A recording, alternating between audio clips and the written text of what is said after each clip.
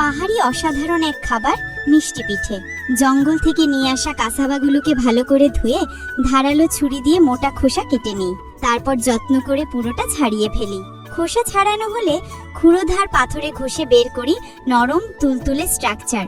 এরপর সেই কাসাবা মিশ্রণটি সুতির বস্তায় ভরে ধীরে ধীরে নিংড়ে নিই, যতক্ষণ না প্রতিটি ফোঁটা রস বেরিয়ে আসে। সেই রস কিছুক্ষণ রেখে দিলে দেখা যায় উপরে পানি আর নিচে ঘন মন্ড জমে আছে। উপরের পানি ফেলে দিয়ে নিচের অংশটা আলাদা করে নিই। এদিকে বাঁশের স্টিমারে সিদ্ধ করে মিষ্টি আলু, তাতে মেশাই স্বাদমতো চিনি, আর তারপর হাতে গোল গোল লাড্ডুর মতো বানাই।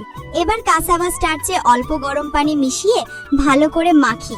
তারপর চ্যাপটা করি, মাঝখানে বসাই মিষ্টি আলুর লাড্ডু, ভালো করে মুড়ে ছাঁচে ভরে বের করি সুন্দর সুন্দর আকৃতি। সবগুলো পিঠে সাজিয়ে আবার স্টিমারে দিই, ধীরে ধীরে ভাপে সেদ্ধ হতে দিই। কিছুক্ষণ পর ভেতর থেকে ভেসে আসে পাহাড়ি রান্নার মোহনীয় গন্ধ। গরম গরম টাটকা মিষ্টি পিঠে। প্রথম কামড় দিতেই বোঝা যায় এটা শুধু খাবার নয়, এটি প্রকৃতি আর মানুষের মিলিত ভালোবাসার এক অনন্য স্বাদ।